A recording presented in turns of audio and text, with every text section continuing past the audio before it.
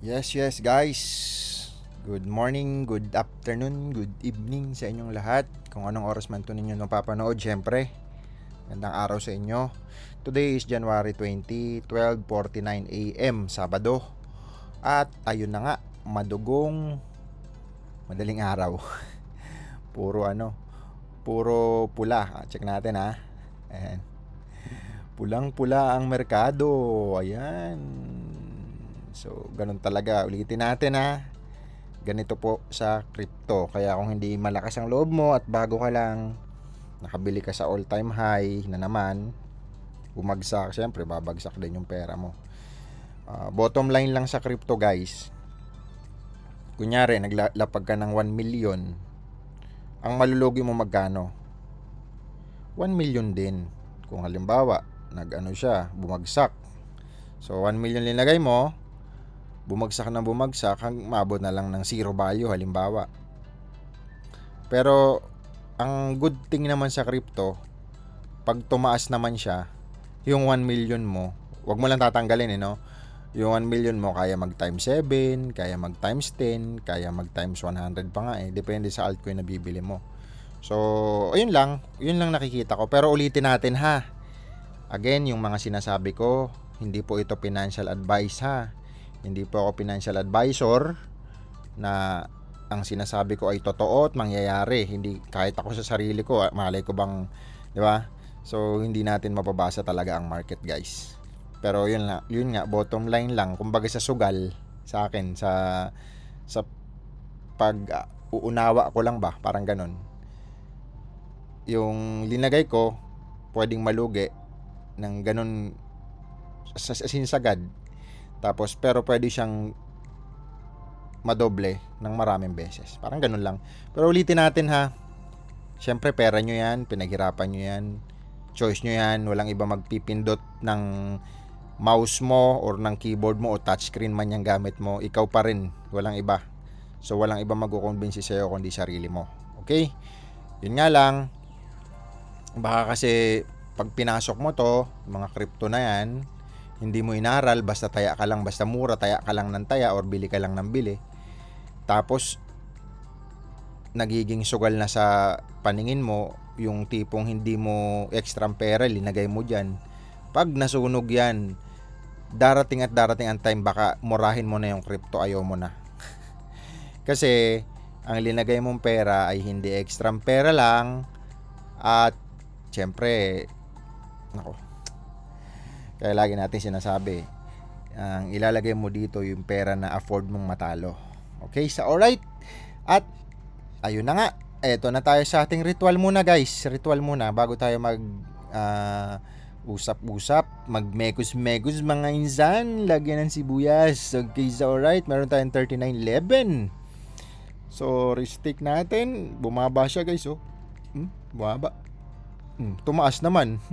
Wala, ang dami.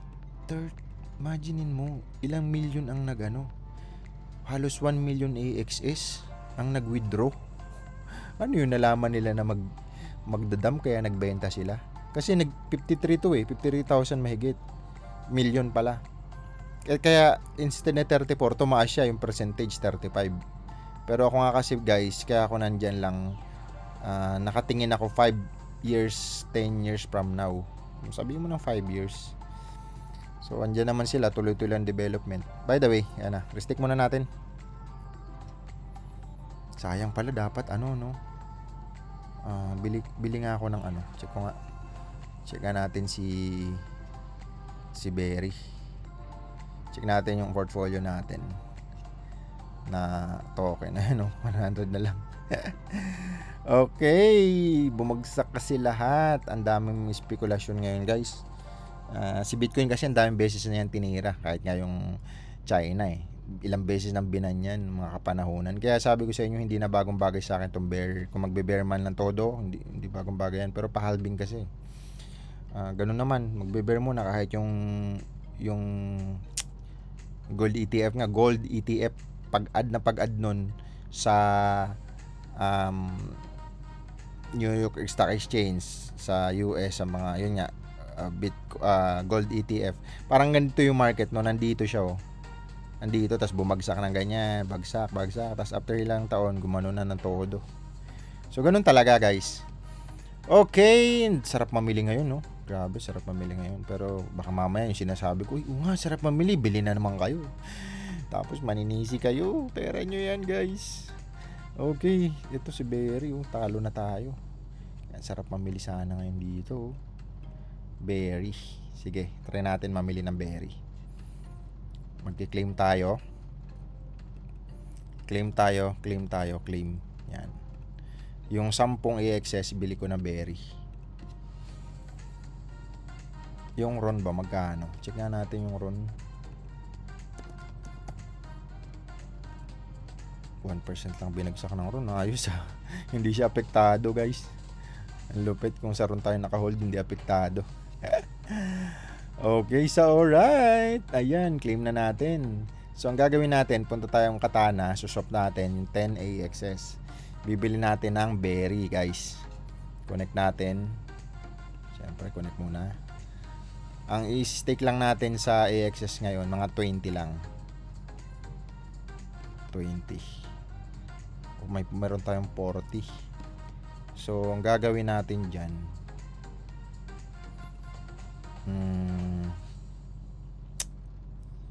bibili tayo ng 10. 20 ko na nga.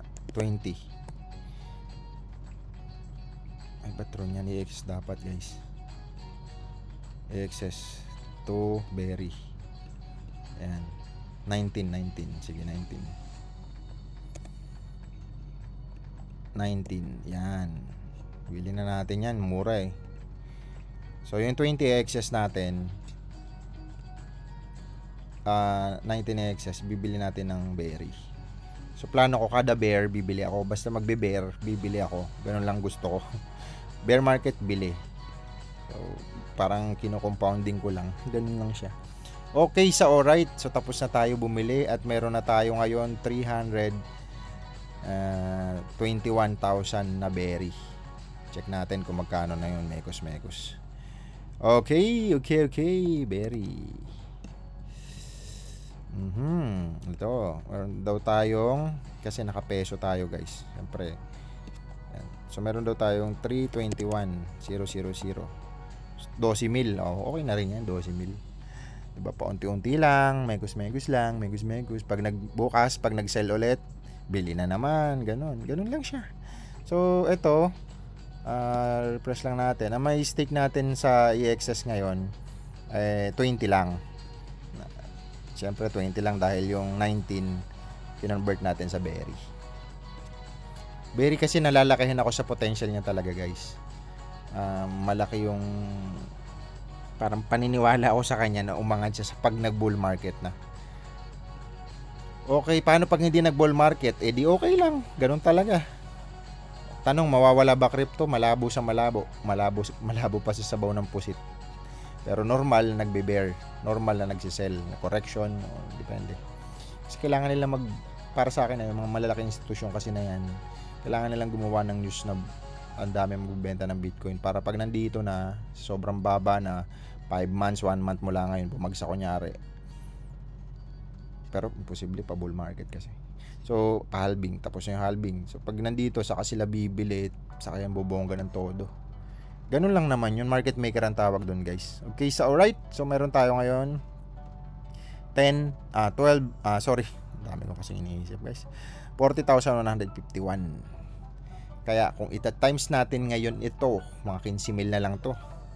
Imagine mo from 22, 15,000 na lang. Okay, pero syempre mura lang naman kapital natin dyan. So sarap mamili, bagsak ng presyo. Okay, check natin. Sorry. Yan, check natin. 16,000.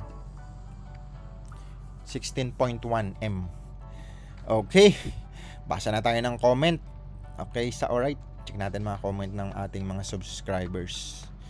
Maraming salamat po sa ating subscribers na 221, guys. At least mas marami na tayong subscribers kaysa sa video natin. Parang pang 80 na ata natin today. Okay. So, ngayon, 221. Aba, parang dalawang classroom na yan. Okay, sa alright. Eto, sabi ni Sir Angelo, shout out sa iyo Sir Angelo. Salamat sa time mo sa pagbibigay ng comment. Solid tong episode na to. Daming new learning. God bless sir. More power talaga. Okay, sa alright. God bless din sa iyo sir. Shout out at maraming salamat sa iyong mga sa iyong comment. Shout out din kay Aries Spain. Okay po ba mag-stake ng SLP sir? Dami ko kasing hold na SLP. Okay lang naman sir, stake mo lang siya. Saan mo ba siya stake? Wala kasing staking na diretso eh. Meron nun, i-convert mo pa. I-convert mo pa dito sa Katana. Ito kasi ito, SLP versus RON. Bibili ka ng kalahati ng RON, pero kasi may impermanent dito sir ha. Bumababa kasi yun. So, tapos gusto mo RON, convert mo yan sa RON. Dito naman sa RON staking, or convert mo sa AXS, doon naman sa AXS staking. Ganun, magkaiba kasing link yun. Ayan, dito yun sa RON. Pag SLP, ito may mga combination. Farming naman yan, na may add ka ng liquidity pool. Kumbaga hati, hindi lang, kunyari meron ka 100,000 SLP, kailangan bumili ka rin ng RON. Kunyari yung 100,000 na yun, ang katumbas nun sa peso na lang, kunyari mga 50,000 pesos, dapat meron ka rin 50,000 pesos na worth ng RON pag i-add mo sa liquidity pool para makapag-farm ka ng RON, kikita ka nito. Ito per year kasi yan, divide mo na lang sa 12 months, tapos divide mo sa 30 days para malaman mo kung magkano kita mo per day. Okay sir, sana nakatulong yung sinabi ko. Pero syempre, ulitin natin sir, marami kasi diyang YouTuber na mas magaling magpaliwanag sa akin about sa mga ganyan. Kasi ulitin natin, ang channel kong ito ay para lang talaga sa akin. Staking lang talaga to guys. So ngayon, nagbibigay tayo ng mga unting input, tapos magabasa lang tayo ng comment, tapos may mga tip tayo minsan sa business. Yun. Okay, si Sir Neil, shoutout sa iyo sir. Grabe na. Grabe natutunan namin sa iyo sir. Keep it doing it. GJGJ go siguro to. Ganto always mga new site na pwedeng pagkakuha ng ideas. Okay sirs, thank you din. Thank you so much. Okay, present ito si Sir Instinct lagi mga present to mga to. Malay nyo, 'di ba? 5 years from now, mga successful na rin kayo ng mga crypto o kita-kita naman tayo, 'di ba? So ayun lang, tingnan natin guys. Pero syempre, for security purposes, for now, syempre, lalo na't hindi pa masyadong kilala talagang crypto industry sa Pilipinas. Wala pa nga sa Philippine Stock Exchange ang Bitcoin eh. Pero tingnan mo, nandun na sa New York Stock Exchange yung Bitcoin, di ba? Sa ibang bansa. Pero kaya hindi rin malabo na dumating ang time, meron din sa Pilipinas. So, ganun. So, kaya hindi pa masyado. Sir Instinct, ito si Sir. Music every time 599. Paano kayo nagka-million sir sa crypto? Ano ba? Kasi ulitin natin guys. Ang isa kasing concern or sabi mo sa pamilya, 'di ba? Padre pamilya ka, nanay, tatay ka. May problema na dumating galing sa mga anak mo or kahit ikaw mismo sa mga kaibigan kakilala mo or sa business, sa trabaho, pag may dumating sa'yo na problema, nagkakaroon lang talaga ng big impact sa'yo. The way you react. Anong pipiliin mo, yung reaction na yon, negative ba, positive? Okay, halimbawa itong tanong ni sir, paano kayo nagkaroon ng million sir?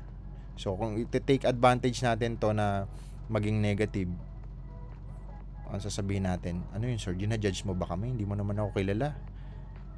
What do you mean? Paano nagka-million, di ba? O kung iti-taste, ano mo naman na positive yung tanong na to, paano ka ba, o yung parang hindi ka ma-open, paano ka nagka-million? Parang ganun. O, syempre, inaral mo yung crypto, 2015 pa lang, nasa crypto industry ka na, ikaw ba nasa ka nung 2015? So, staking lang, aralin mo lang yung mga crypto. Sa crypto kasi, pwede kang kumita ng 10 times, 100 times, nasa sayo yun guys. So ulitin natin, pagpasok mo kasi sa mga businesses guys, mapa-traditional man yan, anything na business na naiisip mo ngayon, ito lang masasabi ko sa inyo. Ako kasi negosyante, crypto, Hindi naman sinasabing whale sa crypto. Hindi ko tinuturing na whales ako eh. Sakto lang. Kasi yung mga nakakasalamuha ko, mas whales pa sa akin. As in, halos tuldok lang yung meron ako. Parang ganun. Kaya hindi ko siya masyadong magdedepende yung milyon, yung nakikita nyo ngayon dito guys. Magdedepende yan sa taong kasalamuhan mo. Siyempre, kung sa'yo barya yan kasi yung mga nakasalamuhan mo talaga, bilyonaryo, barya. Pero sa ibang na nakakarinig, lalo na, depende kasi yun eh. Lalo na kung yung financial wallet mo, ano ba yung financial wallet? Ang tawag dito. Kung ano yung sanay ka na kinikita mo, kunyari, kumikita ka lang ng 10,000 a month, tapos may mga nakikita kang milyunan, magtataka ka, ano ba yung trabaho niyan? Mga ganun. Pero kung ang kinikita mo 100,000 na, tapos ang pumasok lang sa'yo 10,000, naliliitan ka, parang ganun. So, ulitin natin, sa kategorya kasi ng mga businesses guys, at least magkaroon ulit kayo ng idea. Dapat yung papasukin yung business, dapat kasi ulitin natin, lagi kong sinasabi, dapat yung goal mo connected ang mga ginagawa mo para makuha mo yung goal mo. Ngayon, ano ba yung goal mo 5 to 10 years from now? Siyempre, ang pagyaman naman nasa business, nasa sales, nasa benta. Okay? So, kung ngayon, kung titingnan mo 5 to 10 years from now, yung ginagawa mo ba na or papasukin mo bang business kayang magbigay sa'yo ng 100 times to 1,000 times mula sa kapital mo? O, 'di ba, kunyari, yung kaibigan ko na nagtatanong kasi sabi niya, meron daw siyang 35 million to 40 million, gusto niya magtayo ng resort. Sabi ko naman, kasi actually isa lang yun sa isang business niya. Ngayon, sabi ko sa kanya, nagtatanong kasi siya sa akin, paano daw kumita ng bilyon? Ano kumita ng bilyon? Sabi ko, para kumita ka ng bilyon, kailangan yung ginagawa mo, kumbaga yung goal mong bilyon, kailangan ginagawa mo pang bilyunan din na income. Okay? So sabi ko sa kanya, kung may 40 to 35 to 40 million ka, 5 to 10 years from now, magkikita ba yan ng 100 times? 5 to 10 years from now. Tingnan nyo guys at least, pinag-usapan natin pera kasi business to eh. Yung iba kasi, pag hindi ka kasi sanay sa usapan sa pera, baka sabi mo, ano ba yan? Puro pera. Malayo na kayo sa Diyos. Parang ganun. So, tingnan mo, yung 35 million niya, guys, tingnan mo 35 million. Kailangan, yung papasukin mong business ng 35 million mo, kaya mag 100 times 5 to 10 years from now, sabi ko sa kanya. O, mag 100 times na lang yan. It's 3.5 billion, sabi ko. So, kung 3.5 billion yan, kaya mag 100 times. Kung resort ka ako yan, malabong sa 35 million na yan, 35 million, syempre lupa, construction, paggawa. Hindi yan 5 taon, kaya mag 3.5 billion yan. Malabo pa yan sa sabaw ng pusit. Alam mo yun? Eto franchise na kasi ito ng Jollibee eh. Sa Jollibee kasi ang franchise 35 million to 50 million. At ang malupit niyan, may CI pa yun sa'yo guys. Kahit may ganun kang pera. Check pa, may background check kasi yan eh. Check pa yung total bank account mo.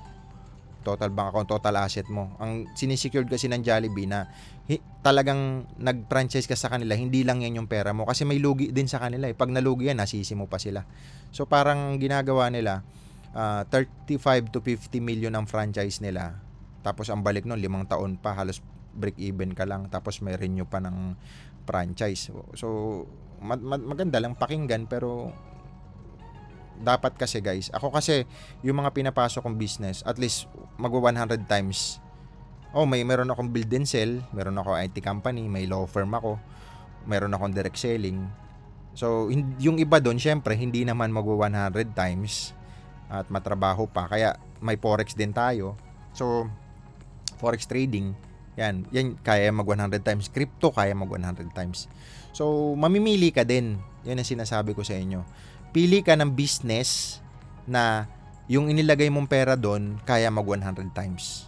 Ano ngayon ang mga starting business na pwedeng kumita ng 100 times? Online selling, 'di ba? Daming milyonaryo ngayon. Vlogging, magkano lang naman kapital mo diyan sa vlogging? kayang mag 100 times, di ba? Ano pa? Yung mga pagkain na, 'di ba, sa Jessica Soho, Corina Sanchez, nag-start lang 500, 1,000, nag-milyon. O tingnan mo ilang, kunyari, nag-start lang sila, yung nag-ice candy nga lang, mag 1 million ang kapital lang daw nila noon, 500. O divide mo sa 500 yan. O, tingnan mo, 2,000 times. O sabihin mo ng 5 years mo yung ginawa. O, 'di ba? So yun yung sinasabi ko. O kunyari sa akin, build and sell, nagastos ako ng 40 million, isang malaking townhouse. Ang tagal ng balik ng pera niyan. Kasi hindi naman agad ay masosold yan eh. Bibili akong lupa, papatuyan ko up to 3rd floor, ilang floor, kumbaga ilang square meter yon. Tapos yung pinaka square meter pa ng floor per floor. Tapos depende pa sa site yan. Bili akong farm, ipapasubdivide ko. Bibili ako hektaryang lupa, ganun. So hindi siya ganun kabilis, guys, ang balik ng pera. Kaya ano pa ba? Networking, yan. Sa mga nagne-networking dyan, guys. Siyempre, tayo ng networking. Fan tayo ng networking. Wag lang dun sa mga investment. Yung naglalagay ka ng pera, walang gagawin. Scam po yun. Ang tunay na networking through movement ng product. Okay? Ano pa ba ang kaya mag 100 times? Madami. Basta mag-invest ka muna sa sarili mo kasi yun yung pinaka-capital mo. Learning. Kaya yung mga iba dyan na nagtitrain about financial literacy, yun ang kailangan yung imbisan sarili nyo, guys. Imbisan nyo yung sarili nyo. Kasi hindi yan maaagaw sa'yo eh. Once na alam mo yung technique, alam mo yung idea sa pagpapatakbo ng business, o kunyari, bigyan ko kulit kayo ng idea. Halimbawa, si Manny Villar, si Gokong Wei, si Lusyutan, lahat ng pera nila ngayon, isang click lang, kunyari, naubos lahat yun. Back to zero sila, sin piso lang, as in cents lang pera nila. 'Di ba? So, tingin mo yung mga bilyonaryo na yan, pag naubusan niya ng pera, back to zero, kinabukasan or after 1 year, hindi nila kaya mag-billion ulit. 'Di ba? Kayang-kaya nila kasi bakit? Alam na nila eh. Investment yung sa sarili nila, alam nila mayroon siyang financial literacy. Alam nila gawin at trabahuin. Kumbaga, alam nilang ispilingin yung pera. Alam nilang pasikot-sikot, alam nilang bumuo ulit ng pera. O, pansinin nyo naman yung mga nanalo sa loto. 'Di ba? Nanalo sa loto, milyon, 100 million. After ilang buwan, taon. 'Di ba? Ang dami, halos 70% o 80% ng nanalo sa loto, naghirap ang buhay after manalo. Naghirap palalo ang buhay nung nanalo. 'Di ba? Kasi bakit? Puro lang palabas eh. Hindi na inaral yung pagpasok, yung cash flow. Hindi na inaral yung financial literacy. So, mauubos yung pera.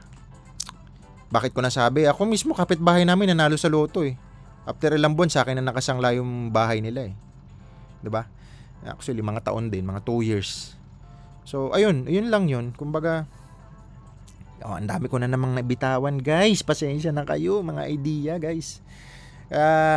Tutok lang kayo sa ating channel. Ito sa comment kasi ni sir eh.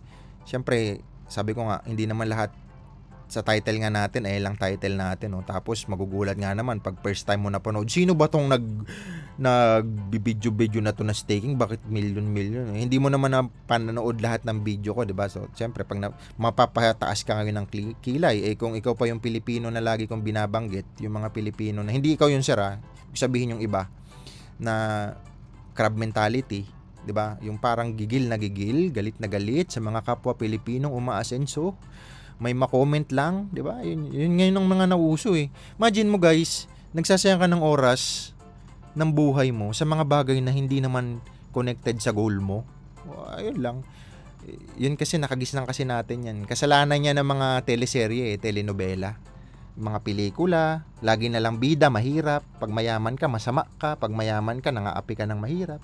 Pag mayaman ka, grab ka lang ng grab ng kung ano-ano mga na mahirap. Pag mahirap ka, masaya, sama-sama, walang pera, nagyayakapan, walang panggatas ng anak. Si bangon ka, anak. Mahal naman kita. Pwede mo ba sabihin yun sa anak mo na gutom na, walang madede, 'di ba? So, hindi ka mukhang pera pero kailangan mo ng pera. Of course, syempre pag business kasi pag-uusapan, guys, pera, tandaan nyo yan. Okay, sige, tapos na tayo dito kay sir. Medyo marami na naman tayong idea na nasabi sa inyo, guys. Actually, panoorin niyo yung mga video ko. Marami din kayong matututunan kahit papaano. Yung mga unting bagsakan about business. Okay, mindsetting about business. Siyempre, ito si Tikasan78 present. Actually, nabasa ko na ata ito kahapon. Okay, si Sir Neil, laging ano to laging present. Salamat sa inyong mga pag-subscribe sa ating channel, guys. At syempre, pag nag-subscribe ka kay Mr. KGB, huwag mo nang kalimutan na pag-click mo ng subscribe, hit mo na rin yung notification bell para lagi kang updated. Kasi ito nga channel na to, pang sarili ko lang po ito. Minsan nagbibitaw lang tayo ng mga kagaya kanina. Ang dami ko na naman binitawang idea. Yung mga wisdom. Actually, maituturo nyo rin yan. Pag-practicean yung mga anak nyo habang bata pa, lalo na kung may mga anak kayo. Or kung ikaw man bata ka, tapos wala kang jowa, binata. Naku, pag yan mga sinabi ko, makakwento mo sa girlfriend mo na ma-mindset mo siya. Ibang impact niyan, guys.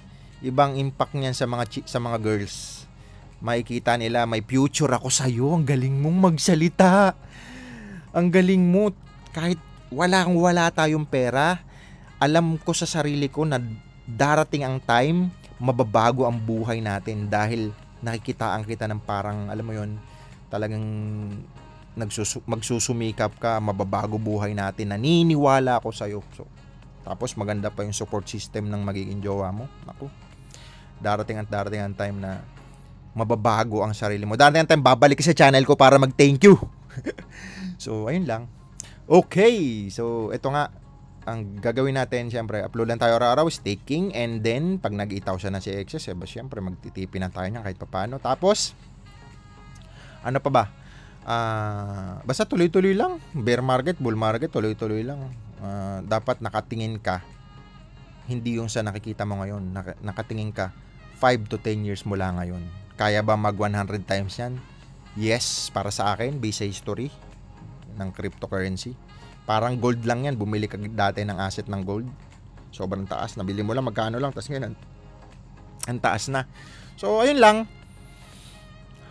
Kung hindi man sa crypto, guys, ulitin natin, hanap ka ng mga businesses, lista mo ngayon sa Excel, mag-search ka, bahala ka, magtanong-tanong ka sa mga negosyante. Ma'am, sir, magkano ba capital nyo before nag-start kayo? Tapos, computein mo yung mga asset niya, mga sasakyan niya, mga bahay niya. O, makikita mo ngayon, ay, ito, okay ito, nag 100 times. O, di ba? Franchise business, okay din yan, kaya mag 100 times yan. Actually, meron din tayong convenience store, guys. Isa tayo sa may-ari ng convenience store. Hindi ko na sasabihin, basta may-ari ako ng isang convenience store franchise. Pero nagde-develop kami ngayon ng convenience store na ipapa-franchise. So, bahala na kayo. Basta, andyan lang yan mga, hindi ko man sasabihin kasi syempre for security purposes natin yun. Ayun lang. Basta, bahala kayo sa buhay nyo. Basta tayo tuloy-tuloy lang. Maingit, pikit. At, ayun. Ang dami ko na namang sinabi. 28 minutes na tong recording. Okay, so alright. Ay. Ang dami ko. Pasensya na kayo. Minsan talagang marami tayong nasasabi. Alam ko naman na minsan nabuboring kayo kasi puro lang salita. Alam nyo, minsan, ang ginagawa ko dati para ma-motivate ako, yung mga pinapakinggan ko, yung mga binabasa ko tungkol sa goal ko, sa pagyaman, di ba? Ikaw, ano bang ginagawa mo? Ba't hindi nababago buhay mo? Yung mga binabasa mo ba tungkol sa pagyaman? Yung mga pinapanood mo ba tungkol sa pagyaman? 'Di ba? Yung mga nakakasalamuha mo ba mayayaman? 'Di ba? Yung pinag-uubusan mo ba ng oras mong kakwentuhan mo maya't maya halos lagi mayaman, 'di ba? Bumagsak ka sa negosyo mo. Tapos ang tatanungan mo hindi naman negosyante, hingan mo ng advice. Ano sasabihin niyan, 'di ba? Ayan kasi, sinabi ko na sa'yo, hindi mo linya yan. Sabi ko sa'yo, huwag ka mag-business ng ganyan. Diba?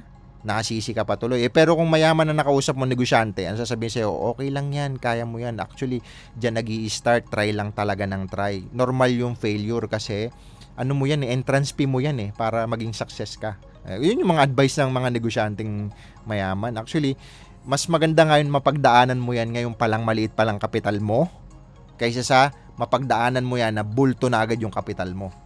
So anong nangyari pag halimbawa bumagsak ka, maliit kapital mo, nagnegosyo ka, at least nagtry ka, sumubok ka, mag-failure ka man, entrance mo yun para mas gumaling ka lalo. Tanong, ganun ba ang advice ng mga kasama mo ngayon for business? Di ba? So ayun lang. At ayun na, ang dami na natin sinabi. 2.2 na lang si Bitcoin. Pero good thing pa rin yung mga nakabili dati. Kami dati, di ba, nakabili lang 15,000. So, ayun. Okay, ito mga bumagsak, ito mga tumaas ngayong araw, FLR, yan, Celestia. Bahala na kayo, aralin nyo lang yan, mga crypto na yan.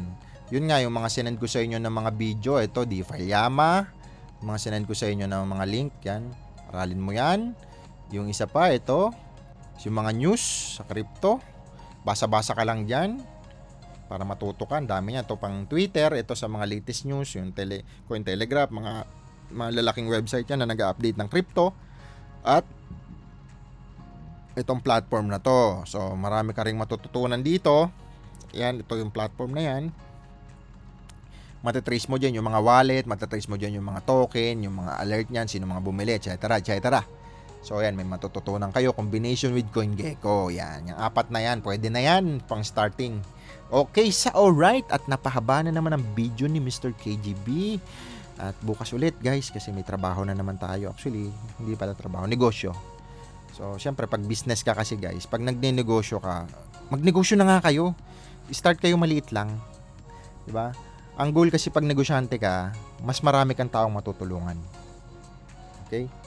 Magkaroon ka ng empleyado, may isang tao ka lang diyan na maging empleyado. Isipin mo na lang ilan ang binubuhay at pinapakain nun. Yun yung mga taong natutulungan mo, 'di ba? Ganun ang negosyante. Okay, alright guys. So 93 trillion ang market cap ng buong kryptohan. Okay. At ayun lang, wala na akong masabi. Update natin, January 20, meron tayong 40,000. Ang inggit pikit. Thank you guys sa inyo. Guys, i-hit nyo na yung notification bell. At share nyo na rin itong mga pinagsasabi ko. Medyo magaganda yung mga binitawan natin ngayon. Share nyo na lang at bahala na kayo kung sino man yung matap natin na makatulong sa mga advice natin, matulungan natin. At thank you so much again sa inyo. Hit nyo na yung notification bell at i-share nyo yung video natin. Thank you so much again. This is Mr. KGB Crypto. See you tomorrow. Bye-bye guys. Bye-bye.